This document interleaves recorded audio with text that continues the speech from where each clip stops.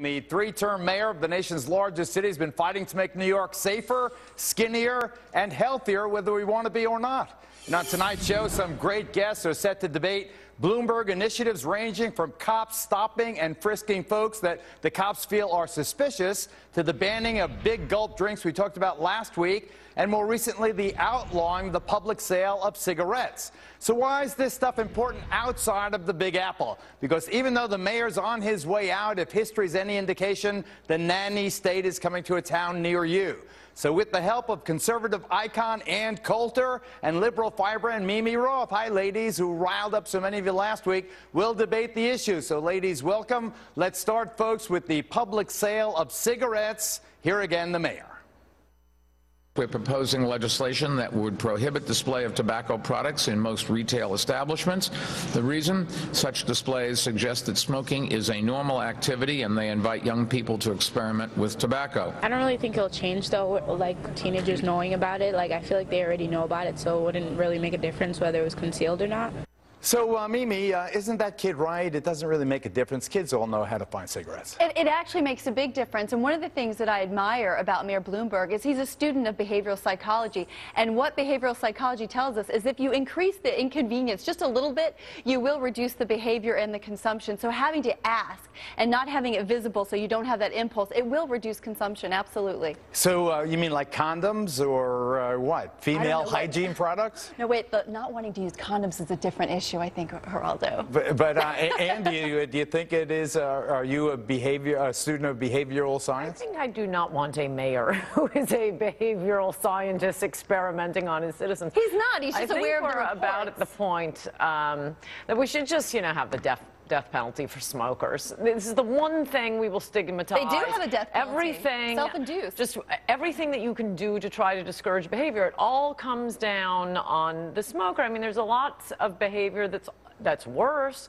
I praised the mayor for his campaign against teenage pregnancy, as he calls it. The problem is unwed pregnancy. And, it's liberals in the New York Times who are upset about the shaming campaign.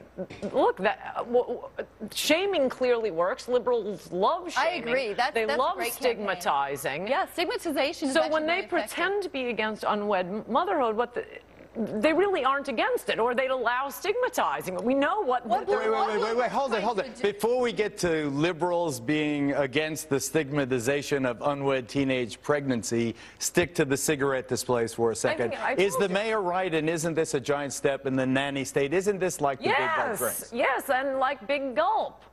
And so I think people are aware. I always claim I don't believe the studies on smoking, but I'm joking. People know smoking is bad for you, and it's... all of the stigma of the world comes down on this one behavior. But, Ann, the thing is, it's Pigovian, which means, just as Arthur Pigot taught us, if you make a personal decision that ends up costing others money, somebody has to pick up that tab. That's what we found with smoking. There are externalities, not just the secondhand smoke, the pollution, etc., the health care cost to all of us. So if we're picking up the tab, somebody's got to help pay for that. Same thing with obesity. Those are the things that Bloomberg is addressing. But we didn't ask to pick up the tab. It's Obamacare that foisted us. I knew we'd have this argument. No, Ann, you're actually wrong about that. And by the way, healthcare costs if we have to worry about smokers because of Obamacare, I think we're going to have to do something about the gay bathhouses, because AIDS is very expensive, and if I'm paying for it, how about discouraging that behavior? Do they still have gay bathhouses? Yeah, Ann, are you there? So here's the thing. A gay bar. You get my point. That is obviously you're not more making expensive. the right point. It's about insurance actuaries, and if they determine that things cost more money to a broad population, then you see insurance premiums go up. But we also know that the rest of us are hit with those costs. If gay bars actually were costing everyone a great deal of money and we were picking up the tab, you might see some enforcement there. But that's not the case. Obesity, yes. Wait. Why do you say that's not the case? Yeah. That we're picking up the tab for aren't we? In what way? Aren't a vast majority of required AIDS to be patients under on some kind of government coverage, because AIDS medication costs so much money? AIDS doesn't only impact homosexuals. True. That's the point. And illegal drug use. It's mostly in this country. It is homosexual behavior. And by the way, I'm not the one who wants to do anything about it. I'm just saying If the argument is smoking, well, we all have to pay. Sodomy, we all have to pay. You're the one making the argument. Fine, go ahead, have your bathhouses. Now I'm pro-bathhouse. Oh, I don't know. Are you? No, she's anti-bathhouse. I'm saying you have to crack down on sodomy. I don't even... you have to sodomy is a demand very interesting topic. Condoms, very interesting topic. You have to demand it. Back. Here's what I think. Adults should do what they want to do with their own bodies. Let me say that. However... Except in the case of smoking? Whatever the decision you make about your own body, you pick up the tab for the consequences. Now, let's go back to nannies. There's not just one kind of nanny. There's the kind of nanny that you don't seem to like and you don't seem to like, who's motivated by wanting to save lives. Bloomberg's that kind of nanny. There are also other kinds of nannies that want you to eat more and more of the wrong thing, and they're motivated by profit. There's not just one kind of nanny. And is there more than one kind of nanny? I don't know what difference. No, Bloomberg is a politically correct nanny, as are you. But isn't Bloomberg more smoking, than but not sodomy, not actually sodomy? Unless you're the one. Well, can we get off sodomy for a second? Going back to Bloomberg. No, that costs a lot more.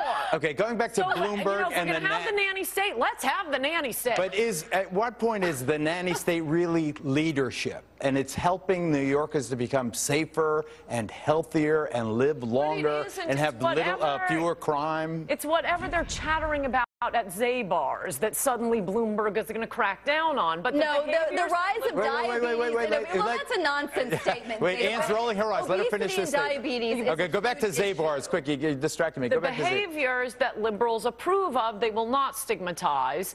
The behaviors they disapprove of, and it has nothing to do with the body count. It has nothing to do with health care. No, illegitimacy, they're very upset Bloomberg is stigmatizing. Sodomy will not stigmatize. But smoking, if we're looking at it for health costs, I can think of a lot of things that are doing more costs. People's sexual behaviors behind the doors not directly impact me. Their smoking costs. You can smoke behind the doors. All right, hold on. Mimi Roth, what do you think about stop and frisk, where police can be proactive? If you enjoy and you appreciate proactive government behavior to prevent a harm, nothing is more grievous than murder.